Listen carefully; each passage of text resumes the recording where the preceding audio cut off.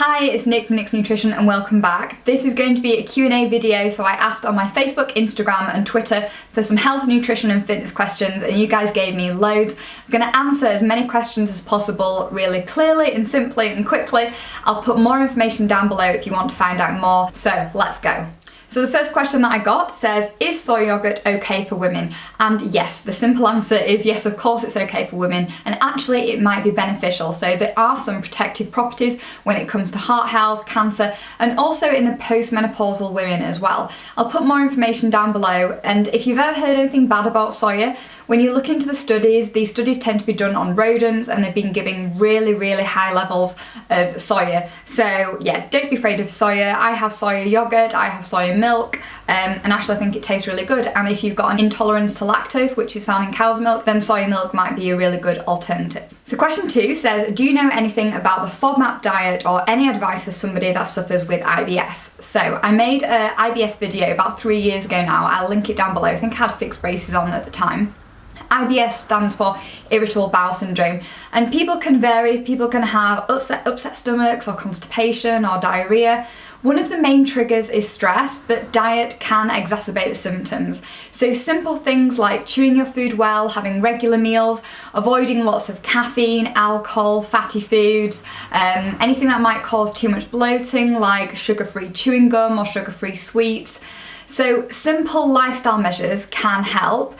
And avoiding things that you know irritate you. For example, if someone drinks a lot of fresh fruit juice, then that might trigger a bit of diarrhea.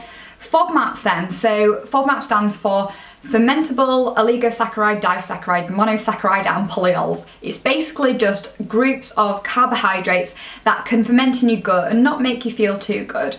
The purpose of following a low FODMAP diet is that basically you reintroduce each different FODMAP food and then you find out which you're intolerant to. This should be done though under a specialist registered dietitian, just to make sure that you're doing it correctly, because it's quite a complicated diet. So the low FODMAP diet is only meant to be followed temporarily and then you're meant to reintroduce. So it can be good, but I would say always follow the first line measures first, and I will link that video to my IBS advice down below. Question 3 says, I just saw your post on red meat. As I don't like red meat, I wondered if you can get the same nutrients from white meats, for example, iron, B12, selenium and niacin. Yes, you're completely right.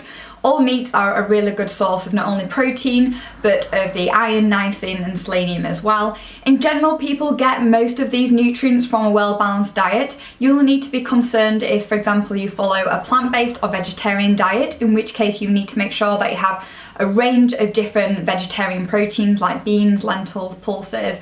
And then if you follow a vegan diet, you may want to consider taking a B12 supplement. And I have written a full blog post on everything that you need to know if you're following a plant-based diet. And again, I will link that down below. So the next question says, what are the best exercises to build a booty? So genetics does play a role in how big your bum is going to be. However, my favourite exercises are lunges and squats. And don't be afraid to use weights, because weights helps you to get the results quicker basically.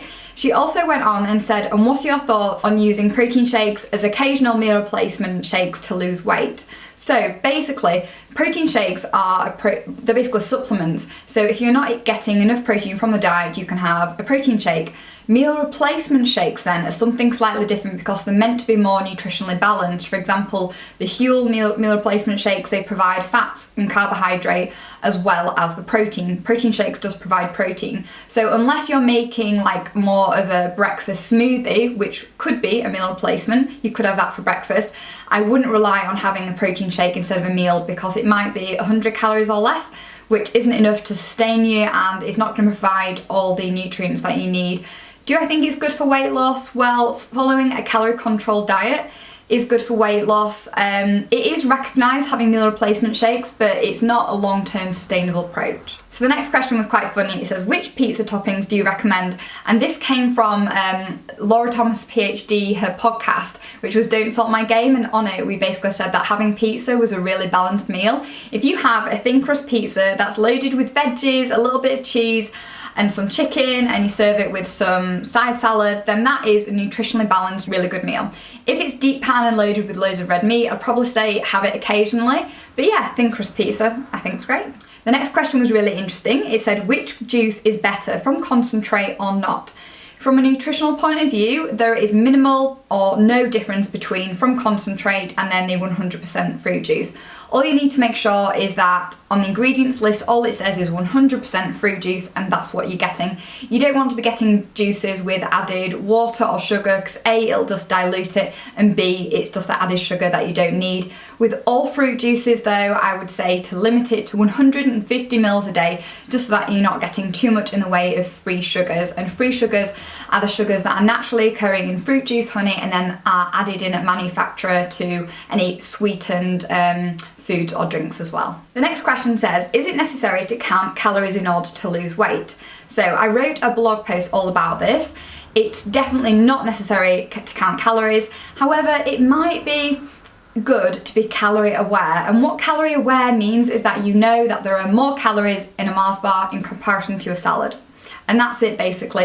If you're focusing on more of the low energy dense foods like your fruits, your vegetables, your salad, and then a fist-sized serving of carbs and a palm-sized serving of protein on your plate, you don't need to calorie count, but you know that you're cutting down on your calories because instead of deep frying your chips, for example, you're oven baking them and you're serving it with more in the way of salad. So you definitely don't need to calorie count, but being calorie aware can be quite useful, especially when it comes to comparing products. For example, two pizzas, you can see which has less calories and you might want to go for that one more often than the other one. The next question says, what's the advice on protein powder supplements? I noticed you add it to porridge. Is the idea that you feel fuller for longer, since it's very rare that anyone doesn't meet their protein needs?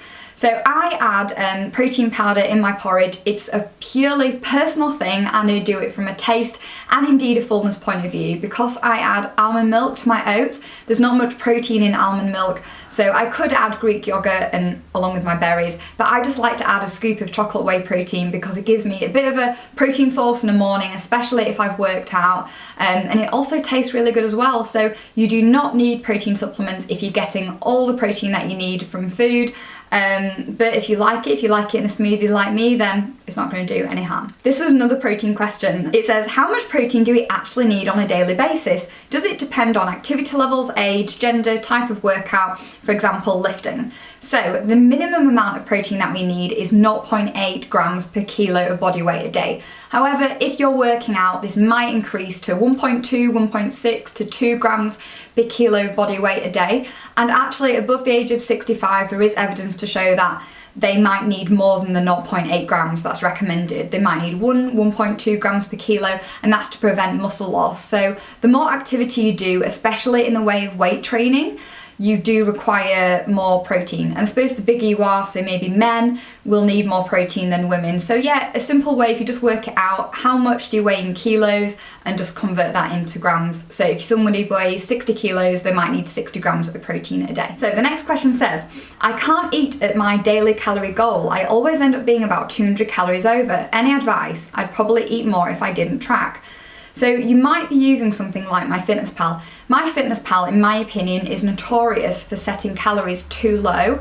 And at the end of the day, it's all an estimate. Even the calories on food labels might be up to 20% higher or lower than what's said on them.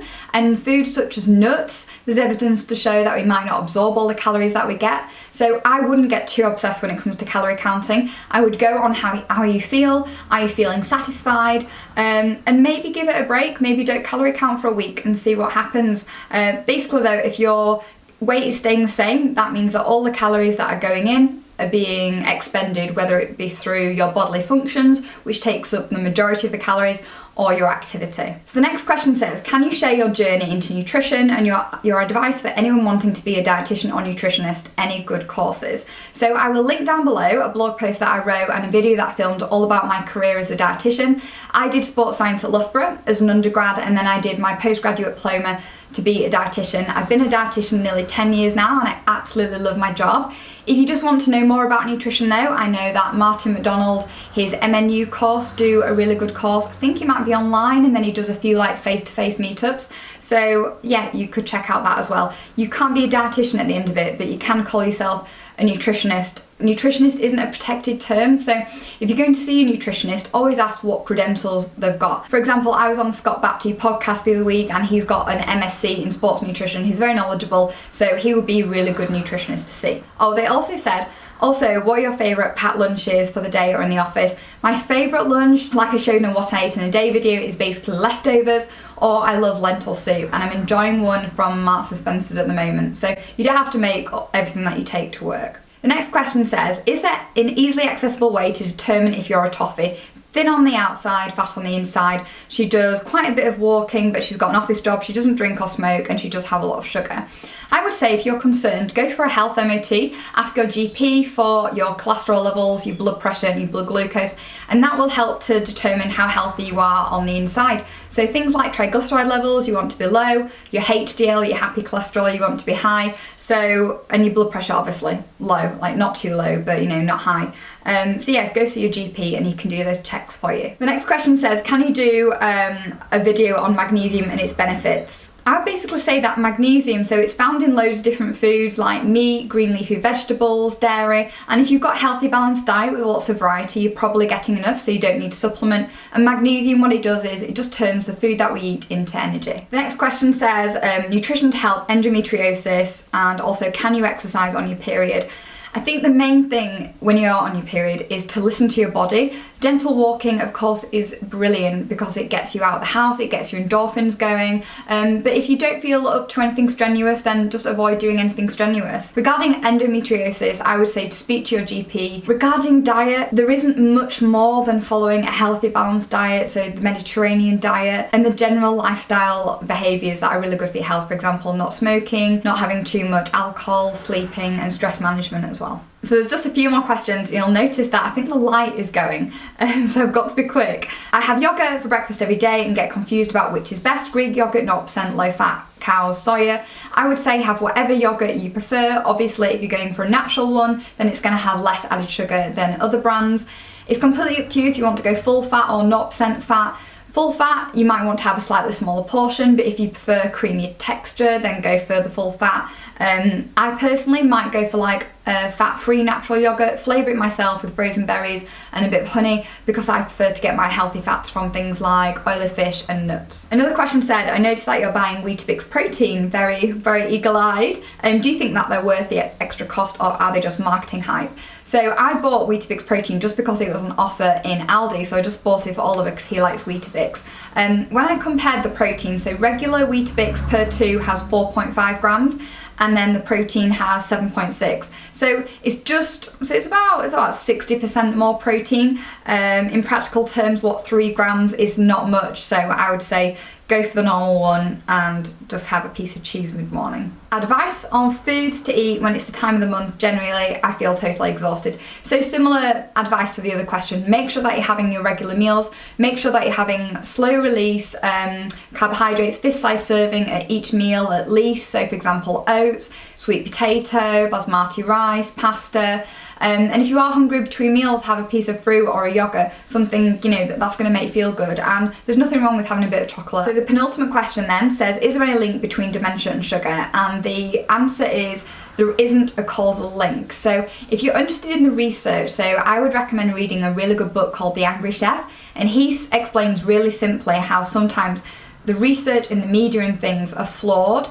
So the best way to prevent dementia and to keep a healthy mind is to follow a healthy diet, for example, the Mediterranean diet, which is really anti-inflammatory. It's full of lots of plants, lots of fruits, vegetables, oily fish, which is good for your overall body as well. So the last question then says, what is the most valuable skill a dietitian can have? So I thought I like the questions, throw it in at the end. I think the best skill is people skills. So I always say that half of my job is the knowledge and then the other half is speaking to people. So I think it's really good to be up on your behaviour change skills and be able to deliver effective one-to-one and group consultations. So basically group facilitation skills, building rapport. So yeah, I love my job, I love it so much. And if you've got any questions about being a dietitian or what a dietitian does, please leave them in the comments down below. I hope that you found this video useful. I'm going to go for a quick walk now before I go out to work, and I'll see you all soon. Bye!